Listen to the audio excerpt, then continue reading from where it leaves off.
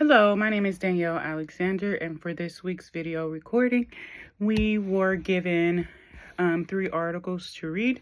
And while reading all 3 articles, I've realized that each of them were talking about rational choice theory, but in 3 kind of different ways.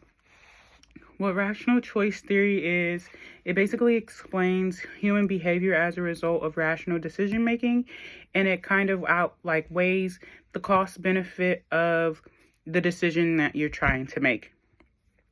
Jennifer Carson, was the first article that I read was written by Jennifer Carson and I believe 2 colleagues. And it was basically talking about rational choice theory within like governmental systems. So this would be like macro social work or the macro levels of government.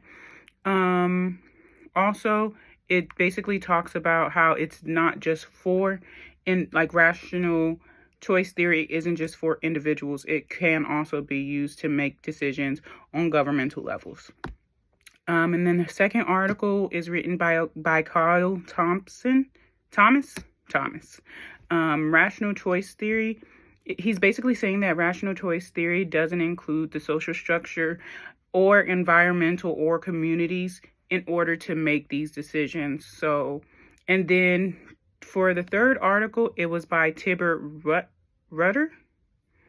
And basically what he is saying is that rational choice theory is reductionist and doesn't mention different factors of decision making, like the social aspect, the cultural aspect, the societal aspects as well. So kind of he believes the same thing as Kyle Thomas, but he's just taking it even further, and he's saying if we use all of the different structural theories, rational choice theories, other theories, and put them all together, rational choice theory wouldn't be what it is, basically, and it could be something that is like further explained.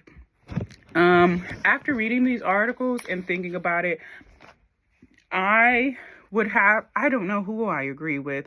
Not saying that I have to agree with anyone, but when I am making decisions about like my life, what I want it to look like, and anything of that nature, I make the decision based off of what I want, but I do try to incorporate other things. So like my family, the community that I'm in. So like for, let's say, internship, we had an internship fair last Friday, so the day of Halloween. When trying to make a decision of who I wanted to like go and speak to at the booths, I kind of had to make the decision of where I was going to live, because that's up in the air currently. The county I may live in, I may still live in LA County, I may live in Orange County. So I can't just go in and make this decision based off of like what internship site that I like, without considering where it is, how long it's going to take me to get there, and all the other factors. And one of the other factors was like if they offer a stipend, because if I have to stop working, then I will need to have some type of income coming in. So I kind of would go with the Rutter theory, like that rational choice theory doesn't like encompass all of the facets of decision making. Yes, you have to like the cost benefit analysis and all of that stuff. That's great. However, it's not heavily weighed enough for the other factors that you have to like look at for your decision making. So that's what I got out of this week's reading. So, and I hope you can kind of understand where I'm coming from. Thank you.